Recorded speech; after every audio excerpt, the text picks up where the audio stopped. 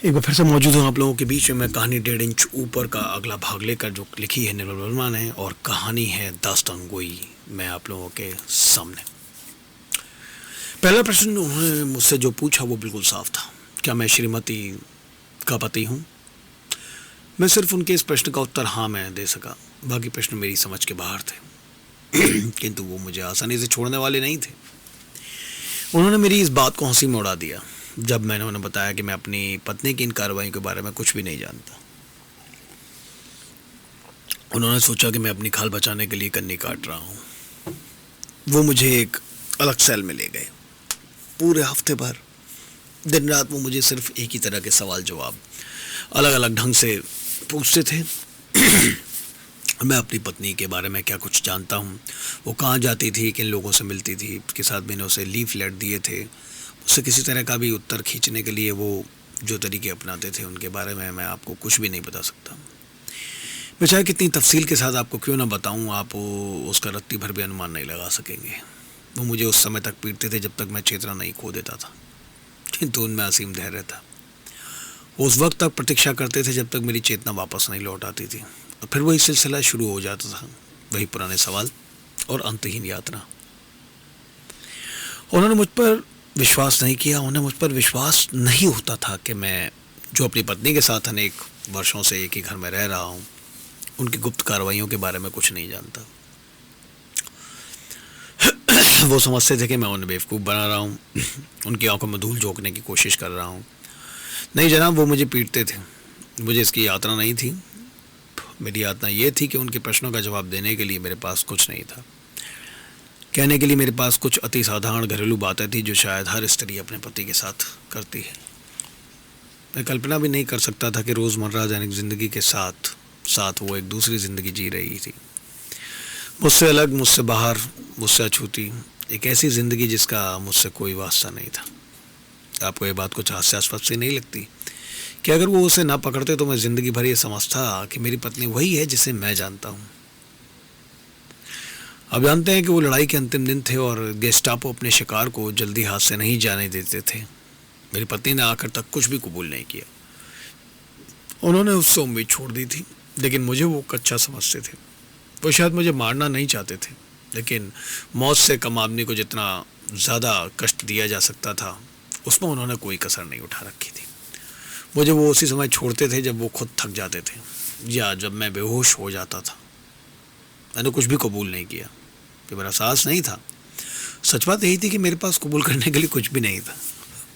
आप जानते हैं, पहली रात जब मैंने अपनी पत्नी को कमरे में नहीं पाया था तो मुझे काफ़ी खेद हुआ था। मुझे लगा था कि उसने मुझे अंधेरे में रख कर छलना की है। बार बार ये ख्याल मुझे पहुंचता था कि मैं खुद, मेरी पत्नी ने मुझे अपना विश्वास पात्र बनाना उचित नहीं समझा।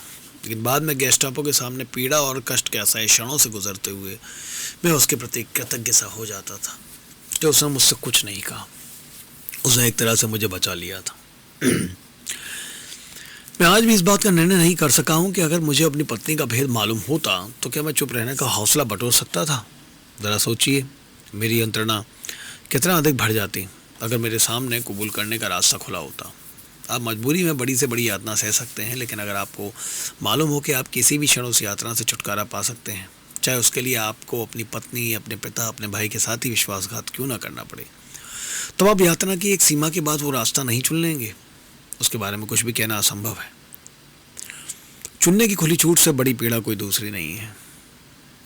मुझे कभी कभी लगता है कि निर्णय की इस यात्रा से मुझे बचाने के लिए ही मेरी पत्नी ने अपना रहस्य कभी मुझे नहीं बताया।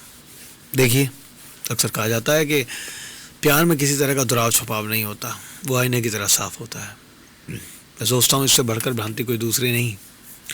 प्यार करने का अर्थ अपने को खोलना ही नहीं है, बहुत कुछ छुपाना भी है, ताकि दूसरे को हम अपने निजी खतरों से मुक्त रख सकें। हर स्त्री इस बात को समझती है, और चूंकि वो पुरुष से कहीं अधिक प्रेम करने की क्षमता रखती है, उसमें अपने को छिपाने का भी साहस होता है। आप ऐसा नहीं सोचते? संभव है मैं गलत हूँ, लेकिन जब रात को मुझे नींद नहीं आती तो अक्सर मुझे सोचकर हल्की सी तसल्ली मिलती है कि छोड़िए, मैं समझा नहीं सकता, छोड़ो। जब मैंने आपको अपनी मेज़ पर बुलाया था तो इस आशा से नहीं कि मैं आपको कुछ समझा सकूंगा। क्या कहा आपने? नहीं जनाब, उसके बाद मैंने अपनी पत्नी को दोबारा नहीं देखा। एक दोपहर जब मैं घर लौट रहा था, मेरी निगाहें उस पोस्टर पर जा पड़ी थी। उन दिनों अक्सर वो पोस्टर तीसरे चौथे दिन शहर की दीवारों पर चिपका दिए जाते थे। हर पोस्टर पर 30-40 नाम होते थे जिन्हें पिछली रात गोली से मार दिया गया था। जब मेरी निगाह अपने पत्नी के नाम पर पड़ी तो मुझे कुछ क्षणों तक ये काफ़ी विचित्र सा लगता रहा कि उस छोटे से नाम के पीछे मेरी पत्नी का चेहरा हो सकता है। मैंने आपसे कहा ना कि जब तक आप अपनी आंखों से किसी को मरते ना देख लें तो आपको विश्वास नहीं होता कि वो जीवित नहीं है। एक धुंधली सी आशा बनी रहती है कि अब दरवाज़ा नहीं खोलेंगे। लेकिन देखिए, मैं अपनी बातें दोहराने लगा हूँ। बियर पीने का ये सुख है कि आप एक ही दायरे के इर्द गिर्द चक्कर लगाते रहते हैं, round and round and round. आप जा रहे हैं? ज़रा ठहरिए, मैं सलामी के कुछ टुकड़े अपनी बिल्ली के लिए खरीद लेता हूँ। बेचारी इस समय तक भूखी प्यासी मेरे इंतज़ार में बैठी होगी। नहीं नहीं, आप मेरे साथ आने की ज़रूरत नहीं है।